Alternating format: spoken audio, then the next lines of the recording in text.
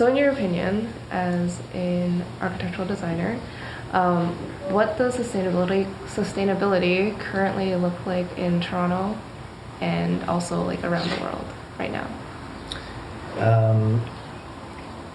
I guess in my opinion, I feel like we're not moving fast enough, but there are many challenges that make that the reality. We find, like, because our work focuses on doing things what we would consider to be the right way, we find it challenging to work with contractors and trades that are used to building things how they've always built them. And so we can design anything on paper, but moving from the digital world to the construction site is often really challenging. Right. Things like airtightness, which is something that historically we didn't pay any attention to. And even now, when we do pay attention to it, getting to those levels that we're trying to get to can be really challenging. And they require much more attention to detail than builders may be used to building. There's a lot of talk in the passive house community about having someone at the job site who's dedicated to airtightness, which is a role that even a few years ago, even now, doesn't really exist. So when we approach a contractor and we say we want to build a house that is this airtight, they kind of not sure where to start because it's unfamiliar territory. Right. And there's lots of people who are eager and willing to learn, but the shift in how builders build in general is going to take some time before it moves over. Our building codes don't require that level of performance. They're slowly improving, but the building code changes and then it slowly shifts, and that affects new construction. But we still have a huge chunk of our buildings. I think if we look at, I was at an event last week looking at the 2030 target in Canada for reducing energy consumption by our built environment. And something like 85% of our buildings already exist now. They're not new builds. Yeah. So changing the building code and talking about new buildings is, a small slice of that pie. And 85% of our buildings are already around us. And that's another challenge: is how do we renovate our buildings to perform at a much higher level than they were originally intended to build. And again, some of that goes to educating designers, and some of that goes to educating trades on how they can achieve these levels of performance using the right materials to achieve these targets. A lot of builders, even builders that we work with, try to push towards foams and spray foams, which are all petroleum-based products. And the reason they push for those is because their performance level is very high and their cost is very low. But factoring in the environmental footprint of those materials and the health of those materials, they have kind of a hidden cost. And the hidden cost never comes across on a project budget. Like when a contractor says, this is how much it's going to cost to build your house, and they say, I can switch out your mineral wool insulation for foam and it'll save you $60,000, there's a hidden cost there that affects more than just that house that will never be on that project budget. Right. And unless the client is passionate about using the right materials, sometimes it's just a losing battle.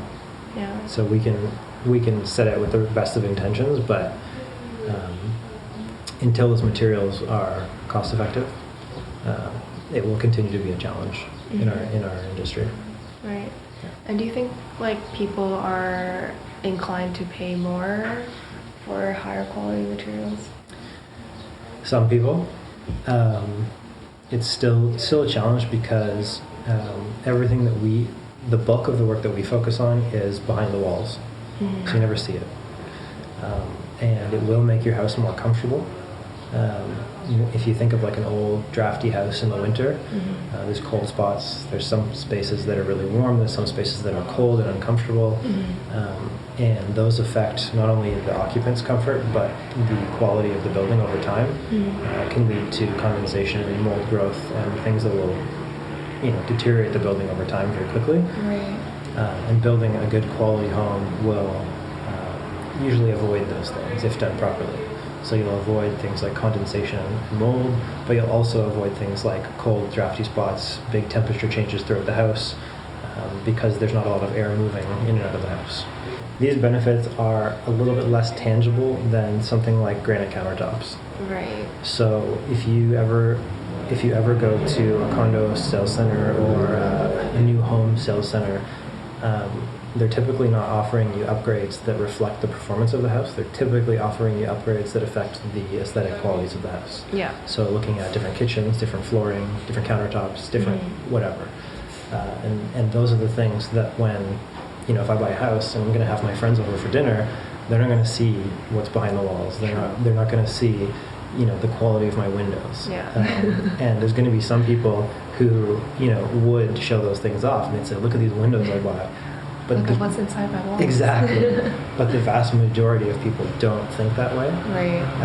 And our culture still gravitates towards things that people can see and associate value with.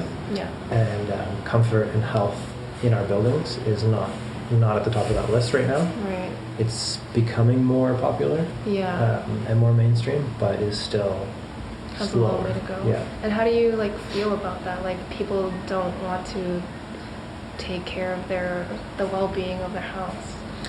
It's because they're things that have a very slow effect.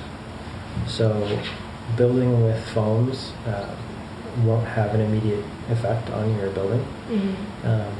Choosing lower quality windows, when you move into that house, it's going to feel like every house you've ever been in, so you're not going to feel like it's of a lower quality. It's new, so it's going to feel much better than an old house. Yeah. And so that for a lot of people is perfectly fine. Yeah. And so there's still, it's unfortunate, but that just comes down to education, and people will still make decisions and spend their money based on how they see value.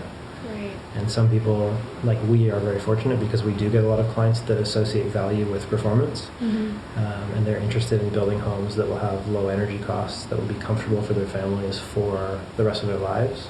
We're seeing a lot of people who are putting elevators in their homes not as a luxury item, but because they're planning on living in that house till the end. I have elderly grandparents who just put a stair elevator in because they can't go up and down the stairs quickly anymore. Right. And we have clients who are, young. And by young, I mean maybe in their 40s or 50s. Yeah. And still very able-bodied.